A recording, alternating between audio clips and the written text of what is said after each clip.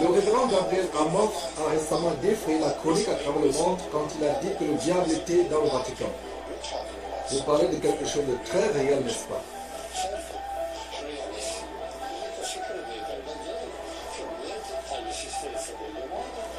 Absolument très réel. S'agissant de la présence du diable dans le Vatican, il a dit que ce n'est pas surprenant.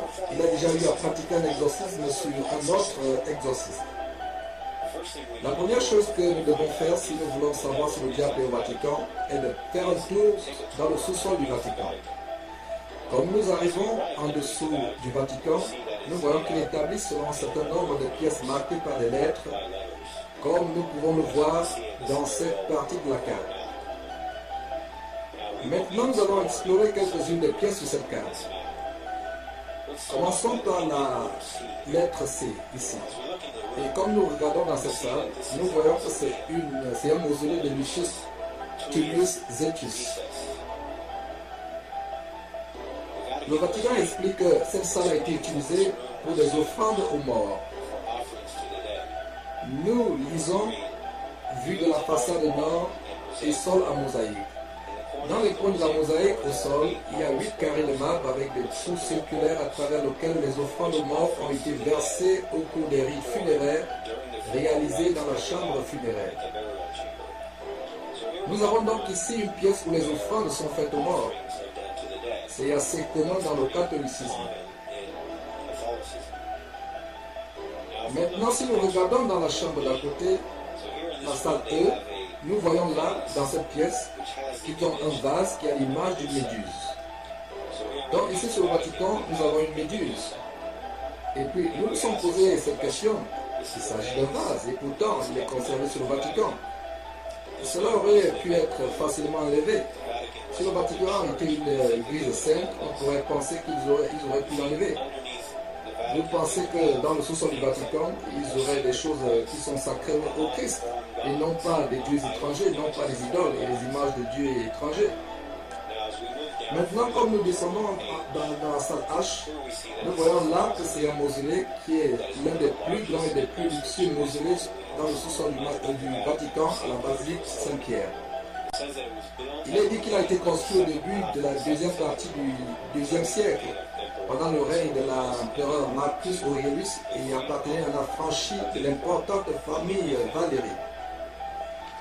Et comme nous sommes dans ce mausolée, nous voyons qu'il y a un bon nombre d'idoles de l'ancien empire romain. Et nous nous sommes demandé pourquoi donc garder ces idoles sous la basilique Saint-Pierre. On pourrait penser que s'ils étaient les chrétiens, ils auraient dû enlever tout cela. Je ne peux pas imaginer quelqu'un qui a une véritable église et qui garde des idoles dans leurs églises. Spécialement les idoles païennes, surtout laissées depuis l'ère païenne révolue. Mais ici nous avons dans le sol du Vatican beaucoup d'idoles païennes qui sont gardées sous la basilique Saint-Pierre. Voici une idole. Le Vatican affiche une tête d'un enfant en stuc doré.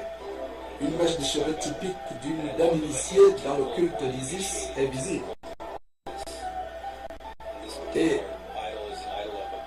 si nous regardons, voilà, c'est l'idole d'un enfant qui est ici dans le culte d'Isis. Et si nous regardons dans cette salle, nous voyons que certains stocks décorent les murs.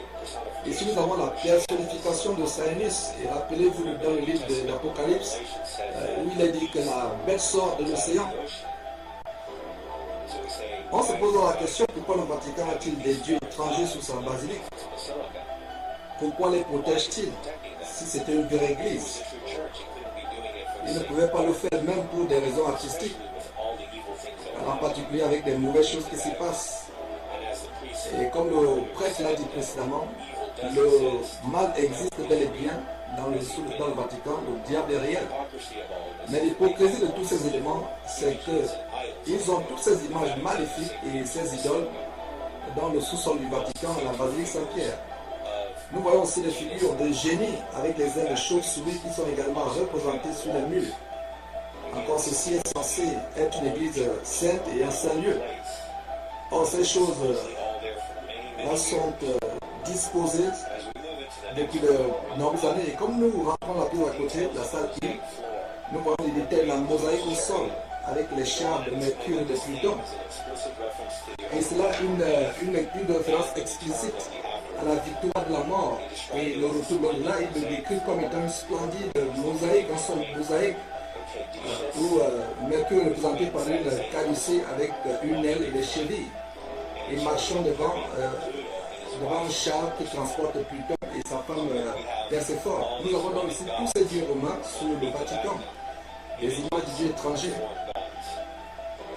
Mais comme nous passons à la salle suivante, nous comprenons pourquoi il y a toutes ces idoles là-bas.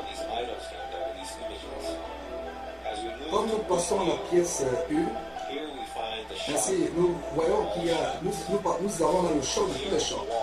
Sur le mur, il y a une représentation de Lucifer qui est le porteur de lumière, l'étoile du matin, à l'opposé de la paroi qui est un dessin de Vespère, l'étoile du soir, les symboles cosmiques du cycle et de la vie humaine. Nous avons découvert que quand vous arrivez à la salle 1, là nous avons la représentation claire de Lucifer dans le sous-sol du Vatican à la basilique Saint-Pierre. Nous nous sommes donc demandé pourquoi garde-t-il cette image de Lucifer dans le sous-sol du Vatican? Encore une fois, vous allez penser que si vous êtes une église chrétienne, vous n'aimerez pas avoir une de ces images.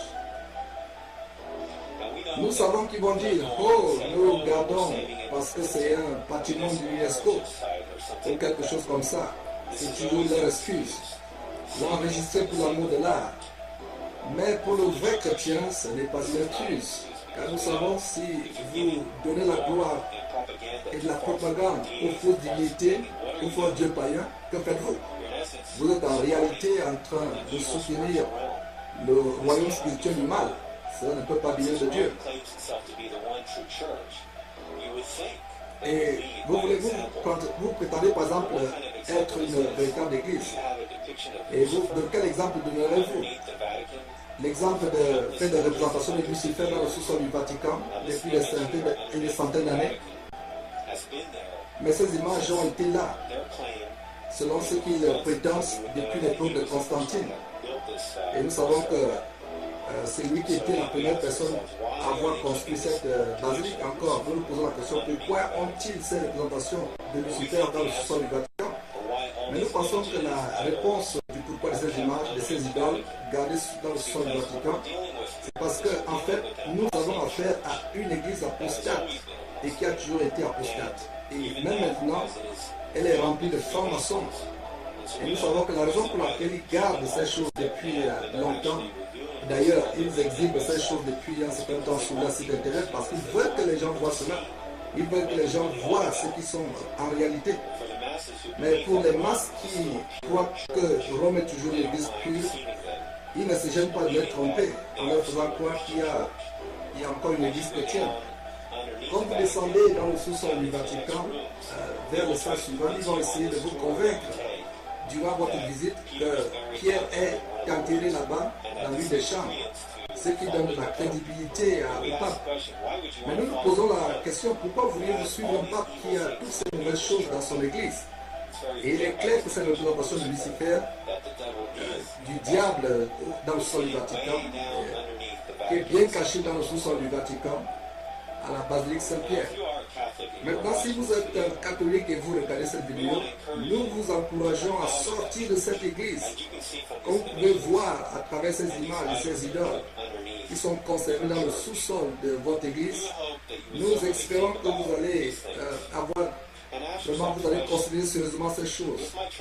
Et vous posez la question, mais si mon église est une vraie église, alors pourquoi font-ils la promotion de ces choses? Pourquoi ils veulent que les gens voient ces choses? Nous espérons que vous allez entendre l'exhortation d'Apocalypse chapitre 18 verset 4 et 5 qui dit: et j'ai entendu une voix, j'ai entendu ici une autre voix qui disait: sortez du milieu d'eux, mon peuple, afin que vous ne participez point à leurs péchés et que vous n'ayez point part à ces fléaux. Et nous pouvons voir quel péché, chose abominable se passe quand les gens ne regardent pas.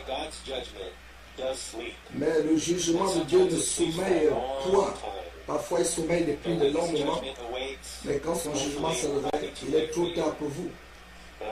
Et notre prière pour vous est d'aller, que vous trouviez un refuge dans la foi en Jésus-Christ et que vous le suiviez et non pas une fausse religion de Rome.